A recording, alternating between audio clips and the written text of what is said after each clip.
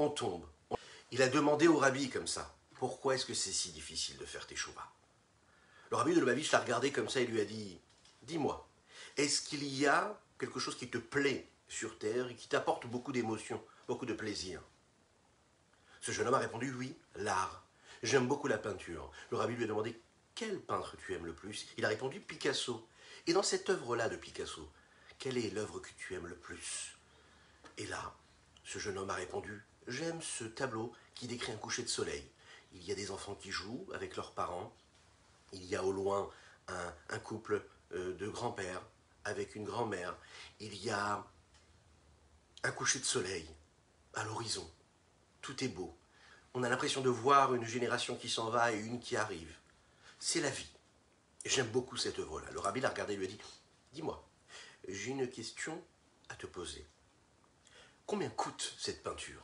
Ce jeune homme a répondu, eh bien justement, ça a été vendu la semaine dernière dans une grande maison d'enchères à 8 millions de dollars. 8 millions de dollars. Le rabbi le regarde comme ça avec un sourire et lui dit, dis-moi, imaginons un photographe juste à côté. Imaginons un photographe qui prend le même événement, ce même coucher de soleil, avec ce couple de vieillards qui avance, avec ce couple avec ses enfants qui avancent, avec cet horizon-là. D'après toi, combien est-ce qu'il serait vendu dans le commerce, ce cliché, cette photo? Le jeune homme me répond, ah mais ça n'a pas du tout de valeur, ça peut coûter 25 cents, hein, l'équivalent de 20 centimes d'euros aujourd'hui. Le rabbi l'a regardé, il lui a dit, mais qu'est-ce qui est le plus précis? Est-ce que c'est la peinture de Picasso ou est-ce que c'est cette photographie? La plus précise, la plus définie et la plus proche de la réalité, c'est la photographie et non pas la peinture. Comment ça se fait que la peinture qui n'est pas si précise vaut tellement d'argent? Le jeune homme ne savait pas quoi répondre. Le rabbi l'a regardé et lui a dit, écoute bien, une machine, un appareil à photo, c'est quelque chose d'automatique. Ça reproduit à l'identique à chaque fois ce qui a été fait. C'est automatique. Ce qui a été fait avant, ce sera fait après. De la même manière, sans aucune nuance. Ça ne fait pas d'erreur, une machine. Mais les hommes, eux, font des erreurs. Ils font les choses bien et parfois ils ne les font pas bien. Ils les font comme il faut et parfois ils peuvent réparer ce qu'ils font. Donc quand un peintre regarde un petit peu ce qui se passe et reproduit à travers son œuvre ce qu'il est en train de regarder, ce qu'il est en train de voir, il va peut-être faire des erreurs, mais il met toutes ses forces, toute son énergie, toute son émotion, tout ce qu'il est en train de voir et de percevoir et de saisir, il est en train de le reproduire dans son œuvre. Ce qui n'est pas le cas d'une photographie qui n'a pas d'âme, qui n'a pas d'émotion, qui n'a pas de sentiment, qui n'a pas de vécu. Dans une œuvre d'un artiste, il y a toute sa vie, tout son passé, son présent et même son aspiration future. Sache que c'est pareil avec nous les hommes. Nous ne sommes pas des anges. Les anges, eux, n'ont pas besoin de tomber, de trébucher ou d'évoluer. Ils stagnent, ils sont au même endroit, là où Dieu les a posés. Et ils font ce que Dieu leur a demandé de faire, ils accomplissent la volonté de Dieu.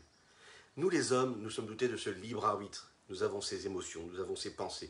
Nous avons cette possibilité de tomber, de se relever, de monter, de grimper, de gravir des étapes, de grandir. Un jour tu fais la tefila, un jour tu la fais moins bien. Un jour tu fais cette mitzvah comme il faut, un jour tu n'arrives pas à la faire comme il faut. Un jour tu parles bien avec autrui, un jour un peu moins. Mais sache qu'à chaque fois que tu vas tomber, tu vas en réalité juste après te relever. Et c'est ça qui fait la richesse de l'homme, et non des anges. Boker Tov les Koulam, bonjour à tous et à tous, je suis infiniment heureux de vous retrouver en cette magnifique matinée que Dieu nous offre sur la terre. Bien sûr, on va tout de suite étudier notre première partie du 39e chapitre du Tanya. Ensemble, nous allons parler des hommes, nous allons parler des anges, et on va comprendre la particularité que nous avons toutes et tous. Ce sera juste après ces quelques notes de Nigun.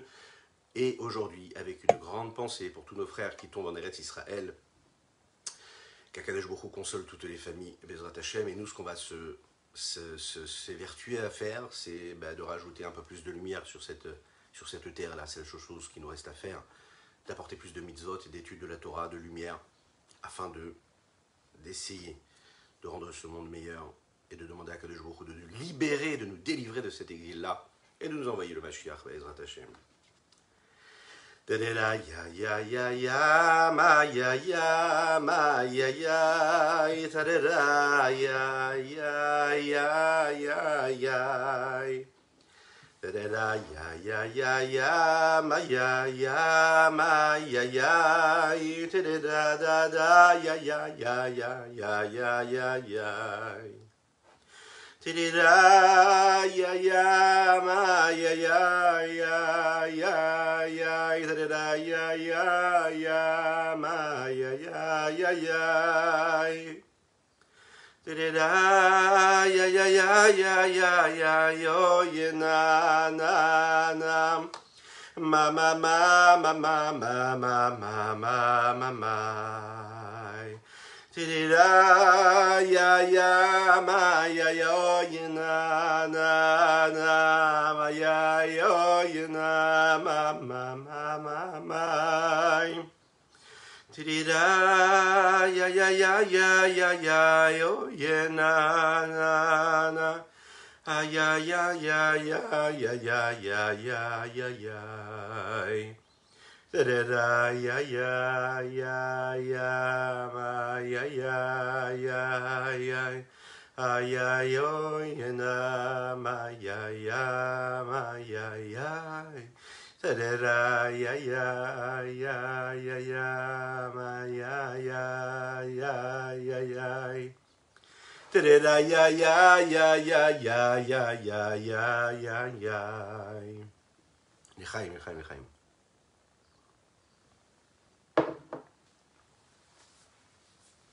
Vous savez que si on pose la question, on se demande qui est-ce qui a le plus de pouvoir, qui est-ce qui a le plus de force? Est-ce que c'est l'ange Michael ou est-ce que c'est l'homme, chacune et chacun d'entre nous? Ben vous savez qu'en fait, le malach Michael, l'ange Michael, oui, ne peut pas faire ce que plusieurs personnes, quand ils sont ensemble, sont en train de faire et reproduire. La bénédiction d'un juif, ici-bas sur terre, quand on est tous ensemble réunis et qu'on dit des paroles de Torah et qu'on espère le bien pour son frère juif, eh bien ça a plus d'impact que ce que l'ange Michael peut faire. Dans le chapitre précédent, nous avons parlé des rapports qu'il y avait et des parallèles que nous pouvions trouver à travers le corps et l'âme, à travers la mitzvah, à travers l'action et l'intention.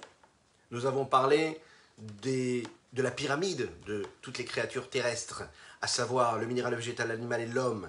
Comment est-ce que l'homme se définissait à travers cette pyramide-là? Nous avons compris, nous avons représenté, sous l'angle de la Kabbalah, que voulaient dire ces différents niveaux, que voulait dire l'intention, que voulait dire l'intention et que voulait dire l'action. Ici, là, maintenant, nous allons démarrer cette étude sur les principes même qu'il y a dans les différences de différents niveaux, dans les quatre mondes supérieurs. Atzilut, Bria, Yetzira, Asiya. Il faut savoir que on va commencer par le monde de Bria et de Yetzira, et un petit peu plus tard, nous parlerons d'Atzilut, et nous parlerons aussi également d'Asiya. Vous savez que les Malachim, les anges, sont appelés des Hayot HaKodesh. Elles ont une appellation qui est assez curieuse. On les appelle comme on décrit les animaux, Hayot, Chaya. Mais là, ce sont des animaux saints. Qu'est-ce que ça veut dire? Vous vous souvenez, hier, on a parlé du fait que les animaux, eux, avaient une force de la nature, avaient quelque chose en eux, qui n'étaient pas donc des émotions, mais des instincts. On a bien fait la différence entre l'homme et l'animal par rapport à ça. L'homme, lui, agit non pas de manière instinctive, même si on a l'impression parfois qu'il peut le faire, mais il agit en fonction des forces du cerveau, de son intellect. C'est lui qui dirige tout cela. Nous avons expliqué qu'il y avait deux formes d'intention de ce que nous faisions. Il y a l'intention et la concentration, l'intention qui vient et qui vient d'un sentiment naturel, qui vient d'amour de Dieu que nous pouvons avoir, qui est naturel en nous. Et on l'a expliqué, on a dit c'est plus le côté animal qui est en nous, c'est-à-dire plutôt le côté chai, plutôt la dimension de l'âme qui exprime l'instinct, qui va s'exprimer là et qui va ressentir l'amour de Dieu. Et il y a l'intention qui provient du sentiment intellectuel qui a été initié, qui a été mis en route, qui est cet amour pour Dieu, mais qui représente ici la dimension médaber, la dimension de l'homme qu'il y a dans l'âme de l'homme. Ce qui est extraordinaire, c'est que cette différence qu'il y a entre l'animal et l'homme, elle existe non pas dans notre monde uniquement, mais aussi dans les mondes supérieurs. Dans cette différence qu'il y a entre les anges et les âmes, Par exemple, les Malaché Acheret, les anges de service, ceux qu'on appelle, vous savez, le soir de Shabbat, le Erev Shabbat, qu'on appelle à venir, qui nous accompagnent et ensuite qu'on raccompagne. On leur demande de retourner là où ils sont. Elles sont appelées aussi Chayot HaKodesh. Tous les jours dans la Tefila, nous disons Ve'aofanim ve'Chayot HaKodesh. Vous savez que c'est très important quand on fait le Shema Israël le matin dans la Tefila, de dire les bénédictions qui sont avant et après le Shema Israël. C'est très important, c'est marqué dans la Halacha. Qu'est-ce que nous disons là-bas? Nous faisons référence à ces anges-là qui sont dans les mondes supérieurs. Et ils sont appelés Ve'aofanim ve'Chayot HaKodesh Brach Gadol. Dans ce char céleste que Yecheskel, le prophète, a vu, on décrit également ce que nous appelons Péné Arié, Péné Shor, Péné Necher. Ce sont différentes espèces d'aspects d'anges qui sont représentés ici par des aspects d'animaux. Par exemple, quand les bénis Israël ont fait la faute du veau d'or, on nous raconte que ils ont reçu l'idée même de Matan Torah. Ça veut dire que quand ils ont ressenti la présence de Dieu au moment de Matan Torah, ils ont vu Dieu se dévoiler, et Dieu était accompagné des anges qui, eux, avaient ce symbole-là animal. Et c'est la raison pour laquelle, ensuite, ils vont faire la faute du veau d'or, parce qu'ils se disent, voilà ce que nous avons vu, c'est l'aspect d'un animal, donc peut-être que Dieu nous en préserve, Dieu serait représenté par cet animal, et ils ont fait le veau d'or. Ce qu'ils n'ont pas compris, c'est que c'était seulement l'apparence qu'avaient les anges, parce qu'ils ont cette apparence également. La question qui se pose ici, c'est quoi? Si on est capable de donner un aspect humain aux anges, oui, il est plus raisonnable, a priori, convenable, de donner un aspect humain à l'ange que de lui donner un aspect animal à l'ange. Comment ça se fait qu'on voit que dans nos textes, dans les prophéties, l'ange ne mérite pas l'aspect de l'homme, mais il mérite l'aspect d'un animal, qui a priori, l'aspect de l'animal, lui, est moins élevé que l'homme. Encore plus que cela. Le prophète Zecharia dit comme ça au Kohen Gadol, au grand prêtre, il lui dit « Venatati lecha mehalachim benaomdim maele » L'homme, lui, est représenté par le niveau de celui qui avance, de celui qui marche, mehalachim. Alors que les anges, eux, ont un niveau de omdim. Ils stagnent, ils se tiennent, debout. C'est-à-dire que la valeur que l'homme a par rapport à l'ange, a priori, se décrit dans cette attitude-là. La question, c'est comment est-ce qu'un homme qui, lui, est né d'une femme, physiquement, matériellement, avec une âme animale, avec un mauvais penchant qui peut l'amener à droite et à gauche, peut dépasser le niveau des anges qui, eux, ont cette particularité d'être des êtres spirituels qui dépassent toute grossièreté et matérialité qu'il y a dans le monde. Le fait qu'on comprenne bien et qu'on définisse les anges par cette appellation animale nous apprend quelque chose de très particulier qui se différencie de l'homme. Nous l'avons dit, les animaux en général opèrent en fonction de leur nature initiale. Elles n'ont pas de choix, elles n'ont pas de libre arbitre, elles font ce que leur instinct exige d'eux. Elles n'ont pas de réflexion intellectuelle. Bien sûr, les havdil, comme nous avons l'habitude de dire, entre le profane et le saint, chez les anges, oui, il y a aussi cette attitude-là qui peut être une attitude naturelle pour Dieu, de faire ce que Dieu demande, ce que Dieu exige, sans avoir besoin d'y mêler le libre arbitre ou le choix, le libre choix. Quel est le sens de cela? Chaque malach, chaque ange, a une nature divine qui est en lui et qui a été créée avec. Il fait ce que Dieu lui demande, il accomplit la mission sans se poser de questions, sans comprendre Dieu, sans chercher à le savoir, il fait ce que Dieu lui demande de faire. Il ne peut pas être capable de faire l'inverse de la nature, c'est-à-dire faire l'inverse de sa nature. Il ne peut pas choisir d'accomplir la mission de Dieu ou non de ne pas accomplir la mission de Dieu. C'est la raison pour laquelle on sait qu'en général les anges sont quand même limités dans leur champ d'action. Pourquoi? Parce qu'ils ont une nature, ils ont une source de volonté de Dieu et ils ne pourront jamais déroger à cela, faire plus ou faire moins, c'est pas possible. Comme un animal qui a l'instinct d'aller à droite et d'aller à gauche, et il ne se pose pas de questions, il ira. Parce que c'est son instinct qui lui dicte. Dans nos textes, les Chachamim nous disent que un malach, un ange, ne peut pas accomplir deux missions en même temps. C'est-à-dire quoi deux missions? Deux missions qui seraient contraires l'une de l'autre. Il peut uniquement faire ce qu'il est censé faire de par sa nature. L'ange Michael, lui par exemple, est du côté du chesed, de la bonté. Il ne pourra toujours agir que dans l'ange, que dans le chesed, que dans la bonté. Jamais l'ange Michael pourra faire quelque chose qui ressemblerait à une vertu de rigueur. Il y a d'autres anges qui ont la mission d'être ceux de la rigueur. Mais l'ange du chesed, l'ange Michael, ne pourra jamais faire l'inverse. Comme son nom l'indique, le malach Gabriel, qui vient du mot gvura, qui représente la rigueur, lui a pour mission d'employer la rigueur. Et cette rigueur-là, qui peut être parfois positive, et qui est positive en réalité, mais c'est une rigueur. Ce malach, cet ange-là, ne pourra jamais faire autre chose. Il ne pourra pas faire l'inverse. Le malach, par exemple, de Raphaël, celui qui guérit, eh bien, lui, il représente la mida de Tiferet, l'osmose, l'harmonie. Les deux, le chesed et le gvura. D'ailleurs, n'oublie pas de penser à notre cher Avraham, Nissim, Ben Sultana, qu'Hachem lui envoie une refoua chez les mains totale et complète.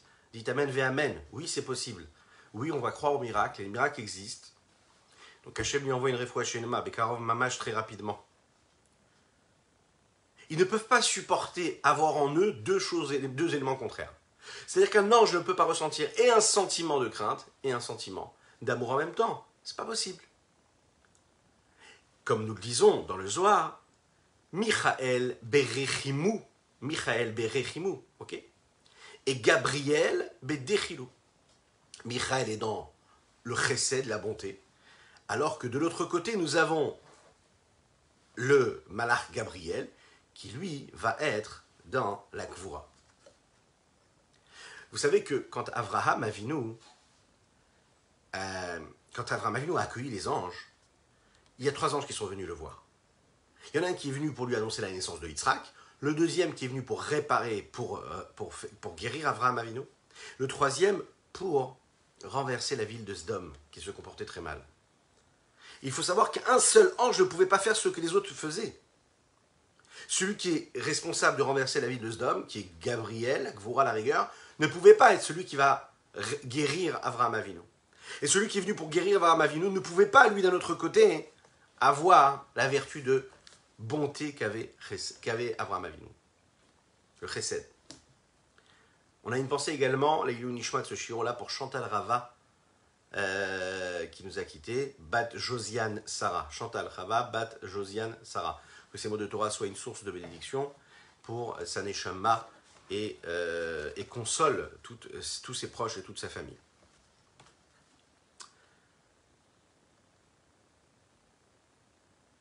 Il y a quelque chose de particulier donc ici, dans l'âme, plus qu'il y en aurait chez l'ange. Et qu'est-ce qu'il y a de si particulier? Il faut savoir que dans les âmes que nous avons, nous, il y a une possibilité, une capacité décuplée que nous ne trouvons pas chez l'ange. Elle au nombre de 2. D'un côté, nous avons la capacité intellectuelle, de l'autre côté, nous avons la capacité de choisir. L'ange ne réfléchit pas, n'a pas d'intellect, et l'ange n'a pas le libre arbitre. L'homme a différentes possibilités. Il a la possibilité de créer en lui des sentiments, il a la possibilité de ressentir, sans avoir besoin de créer ce sentiment. Mais toujours, tout est initié par l'intellect. L'homme réfléchit profondément à un sujet, et grâce à cela, il peut arriver à comprendre, à saisir, et donc à connecter les deux mondes, le monde de l'intellect et le monde des émotions, et de susciter un sentiment, une émotion. Ça peut paraître contraire, mais à travers sa réflexion, il va réussir à créer, à susciter un sentiment qu'il ne voulait pas à la base. En fait, il faut savoir que ce libre arbitre qu'il peut avoir ne provient pas de son instinct naturel, mais d'une volonté et d'une reconnaissance intellectuelle. L'homme a la possibilité de choisir de faire quelque chose qui pourrait être même contraire à sa nature. C'est pas du tout mon genre de faire telle ou telle chose, ouais, mais ma réflexion m'a amené à cette constatation et je dois faire ce que je dois faire. Ah, c'est pas du tout mon style. Ma nature, elle ne va pas vers ça. Mais c'est pas grave. Moi, je fais ce que je dois faire parce que j'accomplis la volonté de celui qui a décidé. Donc on peut aller à l'inverse même de notre nature, de notre instinct. C'est la raison pour laquelle l'homme peut en réalité agir de manière contraire et selon divers codes et selon diverses directions. Être en même temps dans le chesed, dans la bonté, et de l'autre côté être dans la rigueur. La nature même de l'homme, ouais, elle peut être aussi contredite par une autre nature, l'inverse de sa nature personnelle. Avraham Avinu, qui était quelqu'un de bon, il a quand même été capable d'aller amener son fils Yitzhak, et pour cela il lui a fallu de la rigueur, pour l'offrir en sacrifice. Mais comment quelqu'un de bon comme Abraham, qui passait sa vie et toute son existence à faire que du bien, a pu se trouver un matin, se lever tôt le matin, et le faire avec beaucoup de volonté, de courage, prendre son enfant et l'offrir en autel à Akadosh Baruch Hu. Qu'est-ce que c'est cette histoire? Il a eu besoin de rigueur, mais lui, à la base, c'est un être de bonté. Parce que l'homme a la capacité de faire les deux en même temps. Un homme peut être bon et comprendre qu'il a besoin de rigueur parfois. Parce que l'intellect a la possibilité de se renforcer et de dépasser la nature et de diriger la volonté vers autre chose, vers une autre direction. Une expression également que l'on peut retrouver de la valeur qu'il y a, de la particularité qu'il y a dans le libre arbitre de l'homme, de le choix, de la capacité de choix qu'il peut avoir, c'est aussi, comme nous en avons parlé dans l'histoire qui a introduit ce chiot, c'est la force qu'un homme peut avoir de faire teshuva. Une personne qui se trouve dans les profondeurs de l'impureté, qui s'est complètement égarée, ou qui malheureusement n'a jamais connu ce qu'était la lumière de la sainteté, de la pureté de la Torah, de la connexion dévoilée et révélée de Dieu, de la lumière d'Hachem, qui est tout en bas de l'impureté. Donc a priori, sa nature, et d'après les lois de la nature, il est censé rester complètement plongé et englouti dans cette impureté. Et il a quand même la force et le potentiel de décider de choisir de manière intérieure et profonde, de faire ce changement à 180 degrés et de faire teshuva. C'est-à-dire d'aller vraiment à l'inverse de ce qu'il est en train de vivre tout de suite. Faire teshuva, et en un seul instant, comme nous disions, sha'a achat, en un seul instant, il peut racheter toute sa vie et acquérir le monde futur, comme nous le disons. Pourquoi? Parce que l'homme n'est pas soumis à la nature et à l'existence, mais il a l'intellect. Et deuxième chose, il a le libre arbitre, il a le choix. Tu as le choix. Peu importe où tu es né, peu importe ce dont tu es fait, peu importe tes traits de caractère, peu importe ce avec quoi on t'a éduqué, comment est-ce qu'on t'a fait grandir, peu importe l'environnement dans lequel tu vis, peu importe les excuses que tu peux trouver par rapport à ton passé, ton présent ou même ton futur, sache que tu as en toi un choix, une capacité de choix, et que parce que tu as la possibilité de choisir, tu as donc les capacités de faire tout ce que tu pourrais faire, et même, si tu as toutes les bonnes excuses de ne pas le faire, tu as la possibilité de faire autrement. Ah, ça te paraît difficile peut-être, mais est-ce que tu cherches à être plutôt Picasso, et à écrire ton histoire, et à l'imaginer, la créer et la laisser, ou bien tu veux juste être une copie, une pâle copie d'un appareil à photo? C'est toi qui choisis en réalité. Tu es un homme, et tu as le potentiel, parce que tu as l'intellect et tu as le libre arbitre. Et ces deux éléments-là sont la richesse des hommes que les anges n'ont pas. Quand nous voyons un petit peu ce que les Chachamim disent, ce que nos prophètes disent, dans le texte Venatati, Lecham yalchin benaomdim haele, et je t'ai donné, je t'ai placé comment? À travers les hommes, ceux qui marchent, parmi ceux qui stagnent et qui tiennent, et qui restent debout, mais sans bouger, sans évoluer, parmi les anges sont appelés ceux qui tiennent, ceux qui ne bougent pas, ceux qui stagnent. C'est-à-dire qu'ils sont toujours au même niveau, ils ne peuvent pas bouger. Alors que l'âme, elle peut avancer, elle peut changer, elle peut sauter, elle peut évoluer, elle peut passer d'un endroit à un autre. Regardons dans les mots ce que le Tanya nous dit ici. Pérek Lamed Tête, le 39e chapitre que nous abordons aujourd'hui, ou Mipne, Zé, et c'est la raison pour laquelle. L'existence même du spirituel de ces anges célestes, et sont appelés parmi tant d'autres noms et appellations par le nom d'animaux. Des animaux de notre monde à nous, qui dire comme il est dit. Quand nous parlons de la description par le prophète Yecheskel du char céleste, ou Pene Ariel Ayamin, ou Vegomer, ou Pene Shorme Asmol, ce qui est représenté par le lion du côté droit, ce qui est représenté par le bœuf du côté gauche. Les fichés n'am baleprira, parce qu'ils n'ont pas de libre arbitre, ils n'ont pas le choix. Et pas comme les anges. Les anges, eux, sont comme ces animaux, entre guillemets. Ils n'ont pas de possibilité, ils n'ont pas la possibilité de choisir, ils n'ont pas la possibilité de faire la distinction entre le bien et le mal. Ils ne peuvent pas décider quelle est la différence entre l'action et la non-action. Ils ne peuvent pas décider qu'est-ce qui est l'amour, qu'est-ce qui est la crainte. Ils ne peuvent pas changer tout cela. Veiratam, ve'avatam, ils évitent la haine. Leur crainte et leur amour pour Dieu, elle est naturelle, comme chez Katouv, Berahayam Emna, comme il est expliqué dans la partie Rehayam Emna, qui est une partie du Zohar, Parashat Pinchas. Dans la Parashat Pinchas, dans la Sidra de Pinchas, que quoi? Que l'ange qui aime Dieu, ou l'homme, l'ange qui craint Dieu, ne ressent pas ce qu'il ressent, parce qu'il a décidé de le ressentir, mais parce que naturellement, il aime, et c'est comme ça qu'il a été conçu. Mais la reine Malatat Tzadikim de la même, c'est la raison pour laquelle la valeur, le niveau des Tzadikim est beaucoup plus fort, beaucoup plus élevé que le niveau des anges.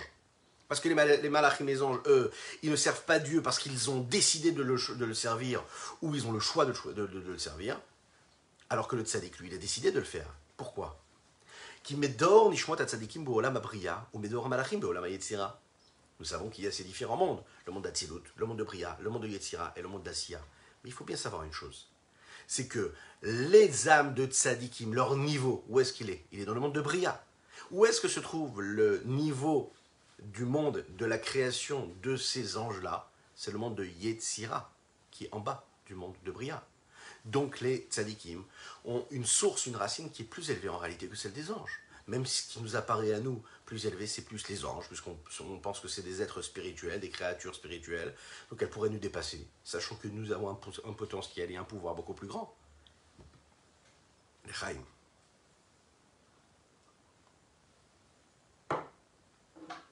Viens-nous.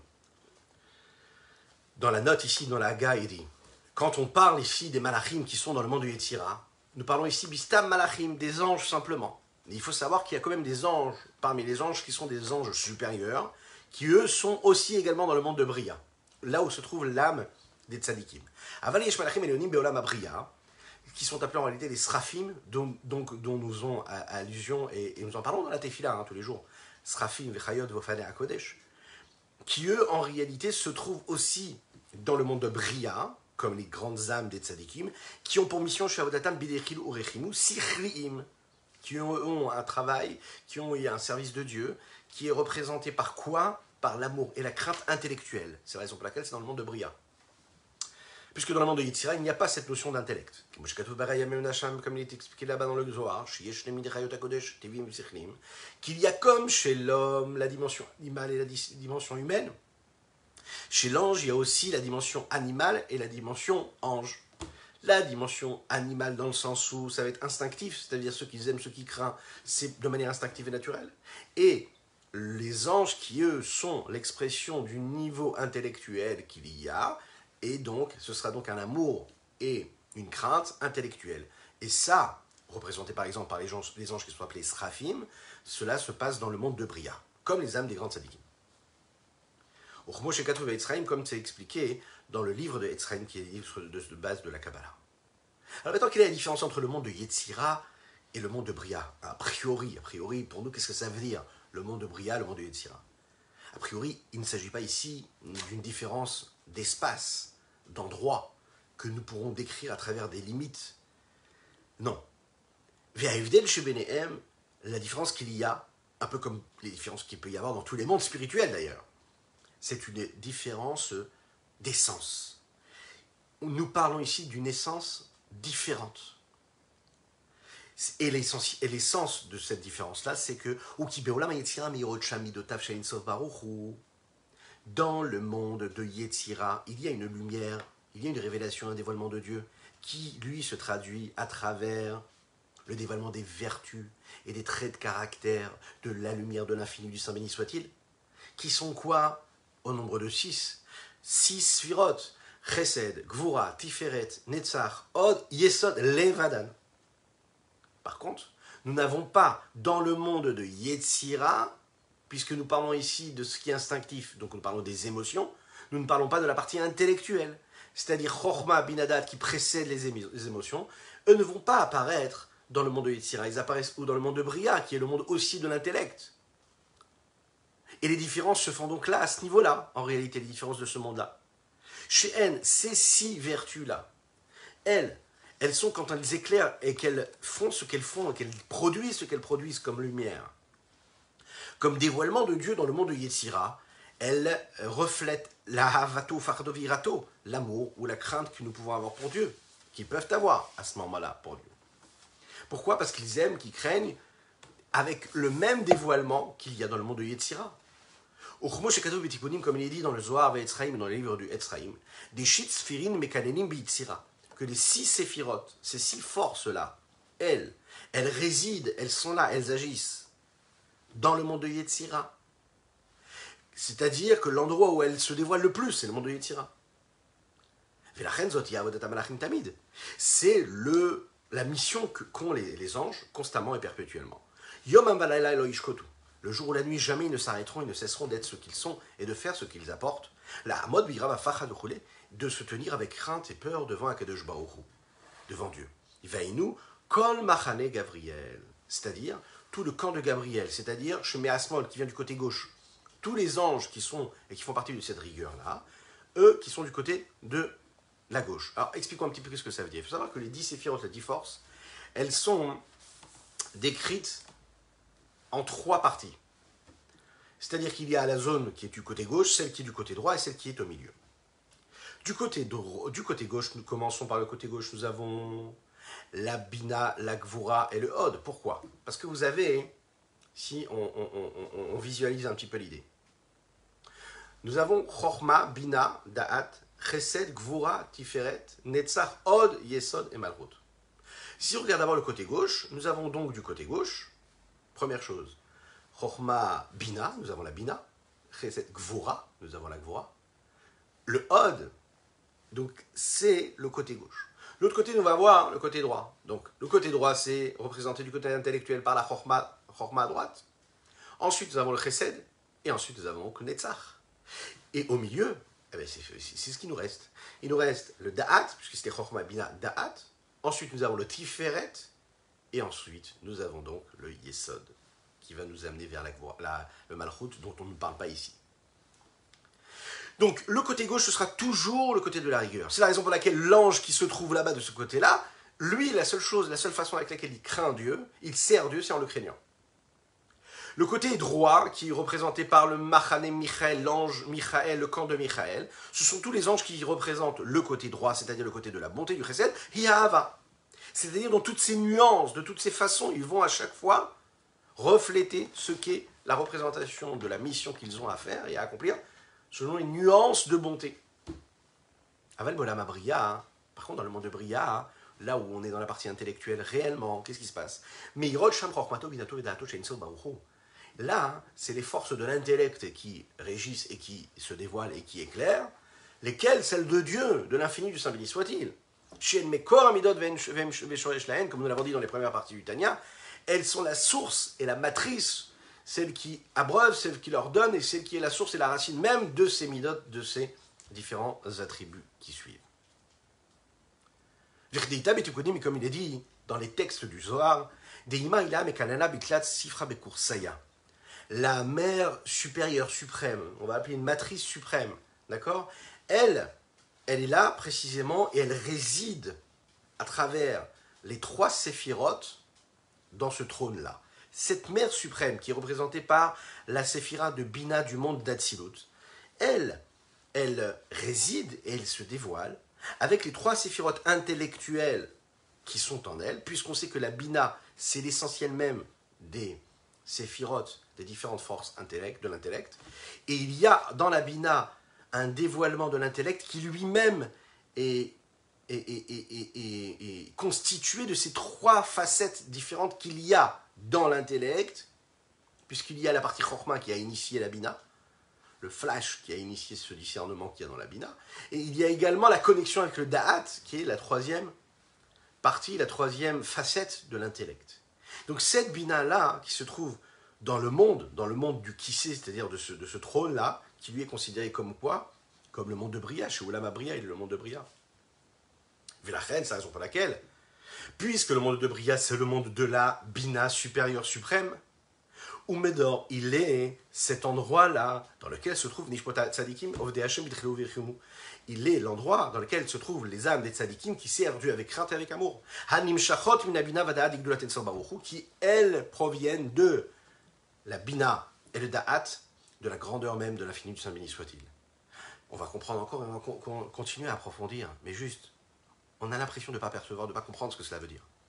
Mais le fait de l'apprendre, le fait de comprendre, le fait de savoir que cela existe, petit à petit, le fait de vivre avec ces notions-là, c'est un aperçu de ce que nous aurons quand Mashiach viendra.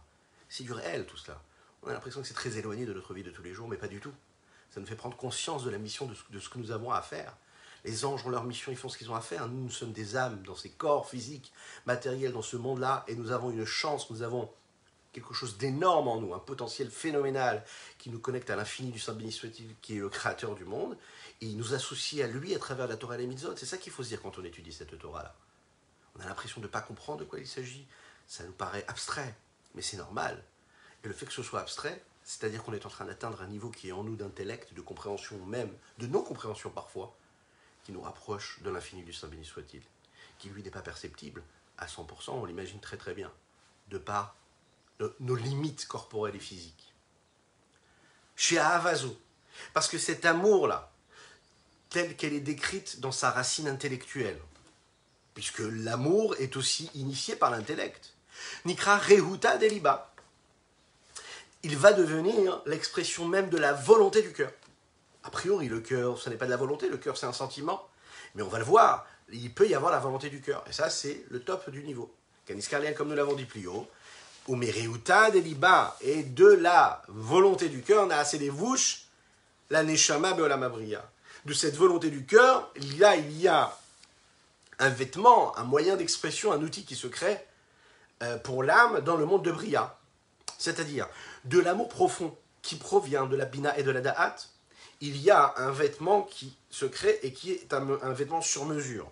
C'est-à-dire, il va y avoir à ce moment-là comme une couche qui va, comme quelque chose qui va l'habiller, l'entourer, qui va permettre à l'âme de se trouver, de se retrouver quelque part, de s'exprimer à travers ce qu'elle est vraiment, et de s'attacher aux potentiels qui lui sont donnés, de vivre dans ce monde-là. Qu'est-ce que ça veut dire ? Bien, si vous voulez, à la différence d'un sentiment superficiel, d'une émotion superficielle et extérieure, la volonté du cœur, c'est une volonté, un sentiment profond, qui est caché, d'accord, dans le cœur, et qui est caché même dans l'inconscience de notre cœur. Et quand on va chercher quelque chose d'aussi puissant et d'aussi profond, on est capable d'aller chercher une connexion avec les forces qui se trouvent dans le monde de Bria, qui est le monde le plus élevé, le plus abstrait qu'il pourrait y avoir de l'intellect.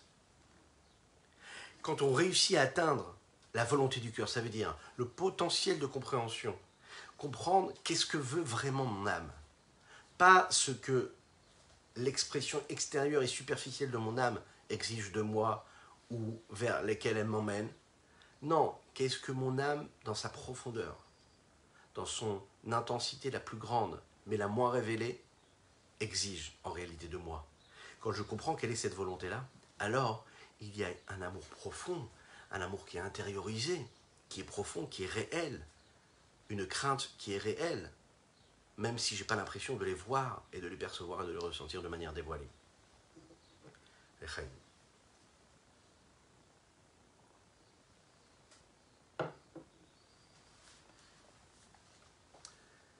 Rabbi Shimon Zalman nous dit ici, ou Gan Eden Ailion, c'est ce qui correspond au Gan Eden supérieur, comme nous l'avons dit plus loin, comme Shkatou Bazouar Vayakel, comme il est dit dans le Zohar, dans la paracha de Vayakel.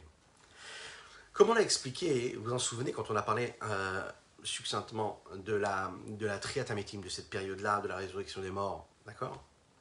On a parlé du Gan Eden. Il faut savoir que dans le Gan Eden, il y a deux niveaux. Il y a le niveau du Gan Eden supérieur et il y a le Gan Eden inférieur. Nous ne parlons pas du supérieur du matériel de manière géographique, comme nous l'avons dit tout à l'heure quand on parle des différents mondes. Et bien sûr, nous parlons de monde spirituel, mais nous parlons de niveau, d'essence, dans ce dont est constitué le Gan Eden à un niveau plus bas, et dans l'existence du Gan Eden qui pourrait être à un niveau plus haut. Le Gan Eden inférieur, c'est le Gan Eden qui se trouve dans le monde de Yetzira, et le Gan Eden supérieur, c'est le Gan Eden qui se trouve dans le monde de Bria, puisque c'est le monde qui le précède. De toute façon à ce qu'on peut bien comprendre que quand nous parlons de l'existence de l'âme qui se trouve dans le Gan Eden, nous ne parlons pas de l'existence de l'âme telle qu'elle apparaît dans notre monde matériel, mais de son lien, d'accord ? Du lien de l'âme avec cette réalité-là qui s'exprime à travers les vêtements de son âme, qui ont été créés, suscités par l'amour et la crainte, qu'il a eu là maintenant dans ce monde-là, et qu'il a créé quelque chose au même moment dans son alter ego quelque part qui se trouve dans le Gan Eden, au même moment. Et lorsque l'amour et la crainte, elles sont ressenties et vécues dans la profondeur de son cœur, Rehuta Deliba, alors le lien qui est entre la Neshama ici-bas et la Neshama dans le Gan Eden se fait automatiquement. Mais ce lien de cette âme, où est-ce qu'elle est sa place? C'est dans le monde de Bria. Ah, néanmoins, ce qui est dit sur l'endroit où les tzadikim vivent, c'est-à-dire dans le monde de Bria, Aïnou Dafka Neshamot Mamash, on parle vraiment des Neshamot, de l'âme. Comme nous l'avons dit, le Rav Adin Even Israël explique très très bien dans son livre d'explication sur le Tanya, il dit, l'âme de l'homme, c'est pas un niveau, c'est pas, l'âme, elle peut pas être décrite de manière unique. Quand nous parlons de l'âme, nous parlons des différents niveaux qu'il y a dans l'âme, et des différents aspects qu'elle a, que nous savons, Nefesh, Ruach, Neshama, Chaya, Yechida. Le niveau supérieur, suprême qu'il y a dans l'âme, c'est le niveau de Chaya Yechida. C'est quoi? C'est le plus élevé de dévoilement de l'âme qu'il peut y avoir, et qui est présent chez l'homme, mais qui à travers son dévoilement apparaît dans le niveau de l'âme, de la Neshama. Pourquoi? Parce que Chaya et Chida, ce ne sont bien sûr peut-être que les plus élevés de ce que l'âme peut être, c'est-à-dire ce qui la rapproche le plus de l'infini, saint béni soit-il, mais ce sont des niveaux qui ne se dévoilent pas. Et comme ce sont des niveaux qui ne se dévoilent pas dans l'âme, ce n'est pas décrit ici comme les niveaux les plus élevés. Même si ce sont les niveaux les plus connectés à l'infini. Mais dans les différentes nuances de l'aspect de l'âme, celle qui se rapproche le plus du dévoilement réel, c'est la dimension de Neshama. Comment est-ce que c'est décrit dans les textes de la Kabbalah et de la Chassidut? C'est ce que nous appelons le niveau de Mochin, qui veut dire le cerveau, de Gadlut. On va comprendre ce que ça veut dire, de l'infini du Saint béni soit-il. Ça veut dire, c'est uniquement au niveau le plus élevé de l'âme que se dévoile au niveau de la Neshama, qu'il y a une reconnaissance, qu'il y a une connaissance, qu'il y a une conscience même de l'infini. Et cette conscience-là, c'est une conscience qui est directe, droite. C'est une conscience un petit peu comme la différence qu'il pourrait y avoir entre une personne qui voit quelque chose ou qui l'entend. Cette conscience-là, Mochin de Gadlut, c'est que je vois, que je perçois, que je suis sûr de ce que je dis ici. Je n'ai pas utilisé de métaphore, je n'ai pas utilisé d'exemple. Je conçois, je le vois, je le saisis. Lorsque je vois que je suis capable de voir Dieu devant mes yeux, ça c'est l'expression de Mochin de Gadlut. C'est la même chose. C'est au même niveau que Chaya, le niveau de Chaya, qu'il y a dans l'âme, va se dévoiler. Et se dévoile l'âme divine qu'il y a dans l'homme. Et c'est d'elle que provient l'amour d'Akadosh Baruch Hu, l'amour de Dieu, et dont elle se nourrit, dont elle s'abreuve, et c'est de cela qu'elle vit. Elle n'a pas besoin d'être activée, d'être réalisée, matérialisée par une expression extérieure et superficielle. Ça, c'est la Neshama. Par contre, qu'est-ce qui se passe avec un autre niveau du tzaddik, qui est quoi? Qui est le Ruach, cet aspect-là. Aval Prinat Ruach chez la tzaddikim, ce niveau de Ruach qui vient des trois niveaux des Feshwach Neshama, qui est plus bas donc que la Neshama. Vechen Sherkol Nishmot Israël. Et la même chose pour toutes les âmes de tout le peuple juif qui, eux, ne vivent pas cette expérience-là d'être dans le niveau de la Neshama. Chez Avdou et Hashem, qui ont servi Dieu, non pas avec de l'amour et de la crainte intellectuelle, mais seulement avec Bederchilou Verichimou, avec une crainte et un amour naturel, instinctif, et Belef Kol Israël, qui se trouve à l'intérieur du cœur de chacune et chacun d'entre nous dans le peuple juif. C'est-à-dire qu'on fait ce que nous faisons, parce qu'on ressent que naturellement, on sent instinctivement qu'il faut que nous accomplissions ce que nous accomplissons. Elles ne montent pas à ces âmes-là jusqu'au niveau du Gan Eden supérieur qui se trouve lui dans le monde de Bria. Seulement quand pour quelques événements. Rak, par exemple, le Shabbat de Rosh Chodesh Levad, si ce n'est le jour du Shabbat et le jour des Rosh Chodesh, comme il est dit dans le Ishaya par le prophète Ishaya, Vayem de Chodesh v'Chodsho midei Shabbat v'Shabbato, Yavo kol basar leishtachavot lifnei lefanai. Ça veut dire qu'il y a des moments précis, comme par exemple le Shabbat et le Rosh Chodesh, où là toutes les âmes peuvent venir et se prosterner devant Akadosh Baruch Hu. Non pas comme les tzadikim, qui eux, le niveau de l'âme des tzadikim, c'est-à-dire le niveau de le rouar qu'il y a chez les tzadikim, eux ont un niveau qui est bien plus élevé, qui n'est pas limité à ce jour de Shabbat, ce jour de Rosh Chodesh. Comment? On réussit à vivre ces moments-là de grandeur particulier grâce à ce faisceau-là qui vient du Gan Eden supérieur, inférieur et qui va jusqu'au Gan Eden supérieur. Quel est ce monde-là qui est appelé le Gan Eden? Rabbi Shlomo Zalman nous dit ici, Sheolam Abriya Anikra Gan Eden Elyon. C'est le monde de Bria, qui est ce niveau de Bria, qui lui est appelé le Gan Eden supérieur. C'est une situation, c'est un état où on peut on peut ressentir ce plaisir pour Dieu et de ressentir et de vraiment profiter de la lumière, de dévoilement, du reflet de la présence divine. Pourquoi nous parlons ici de ce reflet-là, de ce plaisir et de ce profit-là que nous avons du rayonnement de Dieu? Parce qu'il faut savoir qu'un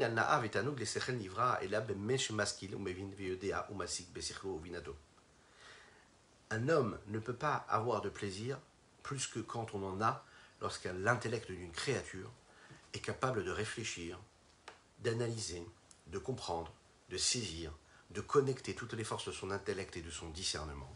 Quand il est capable de comprendre et de ce qu'il est capable de saisir de la lumière de l'infini du Saint béni soit-il. Grâce à cette sagesse et cette capacité de compréhension d'Akadosh Baruch Hu, du Saint béni soit-il, qui éclaire et qui se trouve dans le monde de Bria.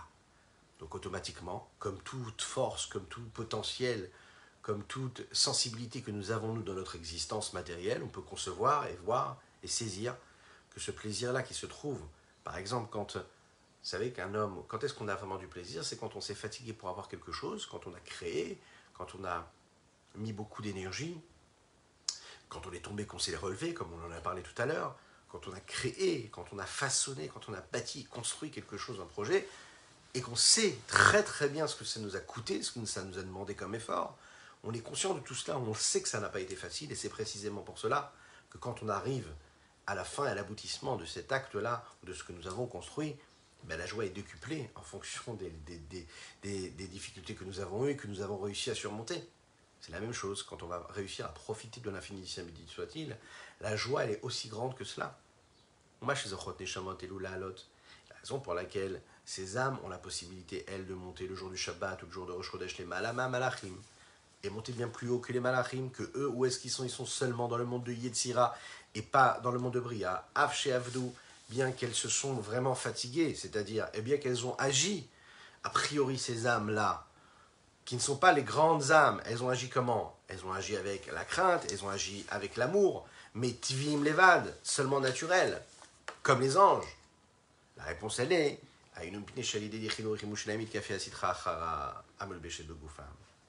quand l'homme, lui, est non pas comme l'ange, qui lui est bien plus élevé qu'a priori l'homme parce qu'il est spirituel, quand l'homme réussit à soumettre l'autre côté, c'est-à-dire tout ce qui est l'écorce de l'impureté, tout ce qui est l'inverse de la sainteté, quand j'ai réussi à le mettre de côté, alors Dieu il me regarde comme ça, il dit, tu es peut-être un être physique, matériel, grossier, avec tout ce qu'il y a comme potentiel de négatif. Mais quand tu as réussi à mettre de côté le mal, quand tu as réussi à mettre de côté l'autre côté, tout ce qui est l'inverse de la sainteté, alors à ce moment-là, tout ce qui faisait partie de ton corps, qui était dans ton corps, tu as réussi à le transcender par ce qu'Akadosh Baruch Hu te demande de faire, savoir amener la sainteté. Là, tu atteins un niveau qui est très élevé. Tu as cette chance-là que l'ange n'a pas. Ben Bichinat Somera, que ce soit quand tu as écarté le mal, Irboshata Avot, comme par exemple, tu as maîtrisé tes plaisirs, tes désirs, tes pulsions. Tu as une pulsion, tu l'as mis de côté. Akadosh Baruch Hu, il voit ça et il danse encore plus fort que quand un malach, quand un ange fait ce qu'il a à faire. Donc c'est pour ça que quand tu as réussi à briser ça et à utiliser cet amour, cette crainte-là en faisant ça, ça vraiment, tu as montré qu'à travers ton combat, tu avais du courage phénoménal. Ou les chabrans, tu les as brisés. Le fait de briser, ça veut dire que c'est quand on appelle briser, c'est quand tu as eu vraiment un désir, vraiment une pulsion, et tu l'as repoussé, que ce soit dans la pensée, dans la parole ou dans l'action. Ou bien quand tu vas faire par exemple quelque chose de bien, de positif. Donc tu es en train de créer quelque chose de fort. une connexion avec Dieu, avec l'infini. Et elles, ces âmes qui sont dans le corps, elles avaient le choix de choisir le mal que Dieu nous en préserve. Elles ont choisi le bien, de se soumettre à l'autre côté, c'est-à-dire de soumettre l'autre côté à Kadosh Baruch Hu, à Dieu, de le soumettre et de le faire disparaître quelque part, de le briser, et de faire quoi? De s'élever vers le domaine de l'honneur d'Akadosh Baruch Hu qui se trouve dans tout le monde, qui trône Haor, comme la supériorité, la particularité que peut avoir la lumière quand elle vient de l'obscurité, Kaniskar Leel, comme nous l'avons vu un petit peu plus haut. Si on veut, l'homme, il a une supériorité qu'il a particulièrement ici, pas parce qu'il est plus élevé et plus exquis et plus raffiné qu'un animal matériel physique, mais même aussi, ici, c'est ça qu'il est en train de nous dire le Rabbi Shimon Zalman, qu'un ange qui lui est kadosh a priori, qu'il est saint. Parce que la différence qu'il y a entre les deux, c'est que ce soit l'animal ou que ce soit l'ange, de cette façon-là, on les voit, ils ont juste une différence de niveau. Mais dans ce qu'ils font, ils sont les mêmes, puisqu'ils stagnent. L'animal, lui, dépend de son instinct. Le malach, lui, dépend aussi de son instinct, c'est-à-dire de ce qu'il a à faire, parce qu'il n'a pas de choix. Il n'évolue pas. L'homme, lui, évolue. L'homme, lui, trébuche. L'homme, lui, évolue. L'homme grandit. Tout ce qui est dit ici, c'est par rapport à l'endroit où ils se trouvent, à leur entourage, dans lequel ils vivent. Ach, Toratan va Avodatan. Il y a une différence, par contre, entre l'endroit où les Neshamot vivent et l'endroit, c'est-à-dire que la Torah, que ces Neshamot, que ces âmes étudient, ou le service de Dieu qu'ils sont en train de fournir, de faire, d'accomplir, ne correspondent pas aux limites de l'espace dans lequel ils se trouvent, à savoir le Gan Eden supérieur ou le Gan Eden inférieur qu'il y a dans le monde de Yetzira ou dans le monde de Bria. Elles, il faut savoir qu'elles sont Nichlalot Mamash Beser Sefirot, Shen Bechinat Elokut. Elles sont incluses dans les 10 Sefirot, dans les 10 forces de ce monde-là, qui elles sont l'expression même de la Elokut, de la divinité propre. Ve'or Ensof Mitiyachet Baen. Et la lumière de l'infini s'unit avec cette lumière-là, s'unit avec ce qu'ils sont en train de faire, dans et à travers ces 10 forces, ces 10 séphirotes, Betachlit Aïchoud, dans une unicité véritable, totale. Qu'est-ce que ça veut dire? Dans chaque un de ces mondes-là, dont nous faisons référence ici, il y a ces 10 forces qui apparaissent, les 10 séphirotes, les Esser séphirotes. Il y a le monde de Bria, le monde de Yetzira et le monde d'Assia. Lechaim.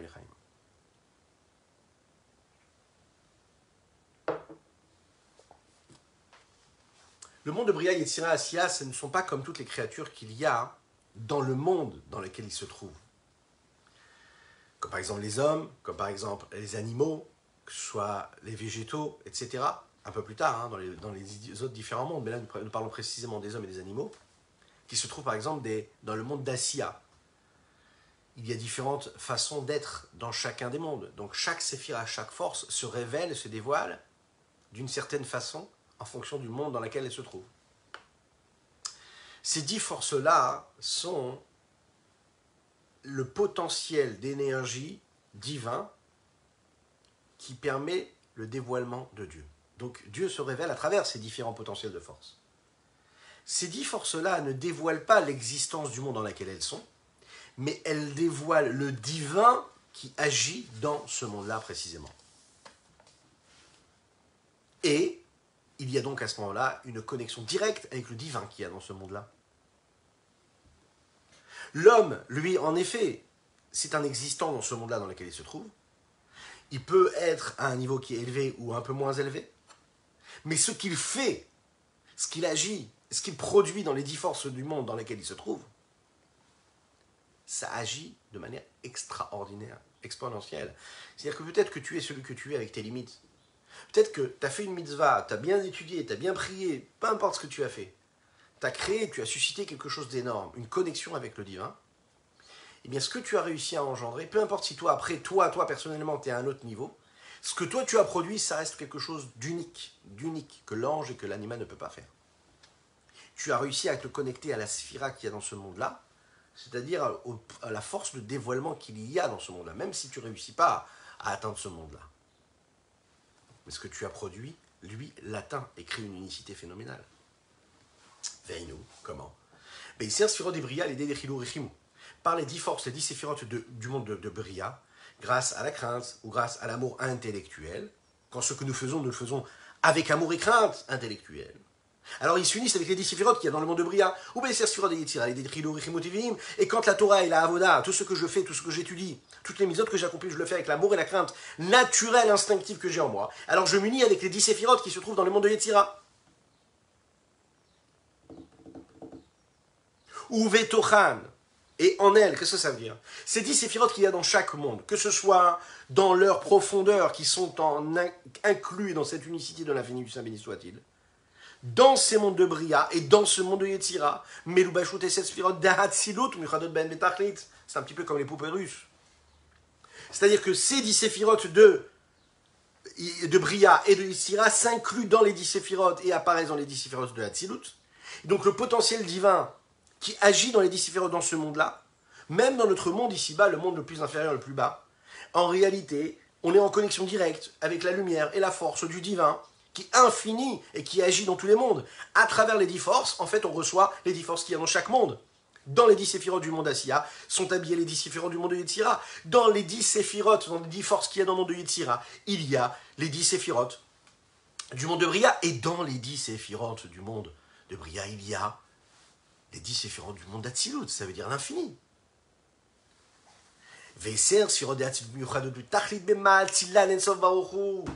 Et les 10 forces du monde d'Atsilut sont en unicité totale avec quoi? Avec l'infini du Saint béni soit-il.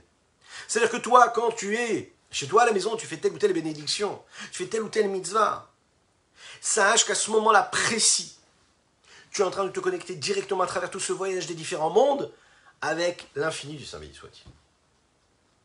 Ce qui n'est pas le cas des âmes, que elles, alors que l'âme, elle, quand elle fait une mitzvah, elle reste telle qu'elle est. L'énergie que tu as produite, lui, fait tout ce voyage, mais la neshama, elle reste telle qu'elle est. Elle n'est pas inclue dans la divinité qu'il y a dans les 10 séphirotes, elle reste dans l'endroit où elle a été créée, que ce soit dans le monde de Bria, que ce soit dans le monde de Yetzira, telle qu'elle a été créée. Sa Torah, ses mitzvot, ce qu'elle a fait, d'accord? Eux se trouvent à un niveau qui est très élevé, qui dépasse même le monde dans lequel elles se trouvent. Pourquoi? Elles vont profiter du rayonnement qui a été suscité par cet acte de mitzvah ou cette étude de la Torah.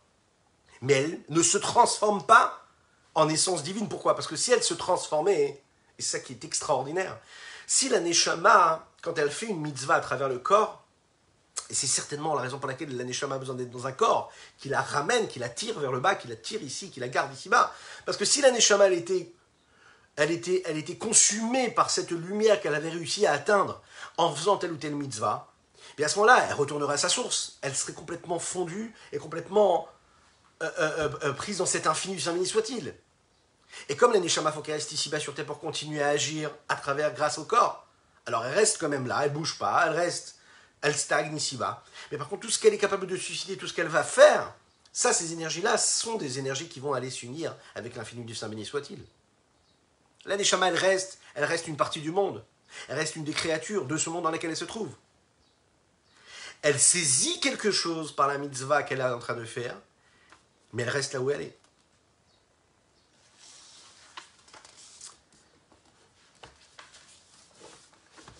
Et quand elle fait ce qu'elle a à faire, et quand elle, en même temps, elle choisit ces âmes-là, ces connexions avec l'infini Saint béni soit-il,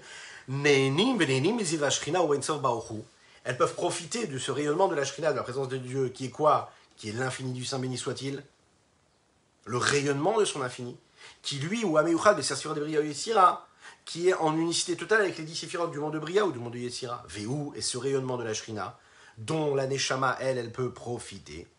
Ziv Toratan Vavodatan Mamash, c'est quoi en réalité ce dont elle profite? C'est ce rayonnement que la Torah peut nous apporter, ou cette Torah véritablement qu'on est en train d'étudier. Pourquoi? Pour conclure, qui sera mitzvah et mitzvah atzma. Parce que le salaire de la mitzvah, c'est la mitzvah elle-même. Il nous propose d'Ayen Zohar Vayakel de la Frauche Yud, d'aller regarder dans le Zohar ce qu'il dit. Lorsqu'un homme étudie la Torah, lorsqu'un homme fait une mitzvah, même quand la Torah et la mitzvah qu'il est en train de faire est en train de s'élever, de monter à un niveau qui est très élevé, un niveau que son âme n'était pas en mesure et capable de recevoir et de saisir, il y a quand même un lien. De telle façon à ce que, par le chemin qu'il a emprunté à travers son étude de la Torah ou de la mitzvah, il peut être capable à ce moment-là de ressentir et de voir le divin. Parce que le salaire le plus élevé qu'un homme pourrait avoir et pourrait recevoir à travers une mitzvah qu'il est en train d'accomplir, c'est la mitzvah elle-même. C'est-à-dire d'être capable de ressentir, autant que faire se peut, l'essence même de la mitzvah. C'est ça, le vrai salaire de la mitzvah. C'est pas comme tu as fait une mitzvah, tu vas recevoir de la richesse matérielle. Non. C'est la mitzvah elle-même, c'est-à-dire la possibilité que tu auras de ressentir l'essence même de sa mitzvah et de profiter du rayonnement de Dieu qui passe à travers cette mitzvah que tu viens d'accomplir.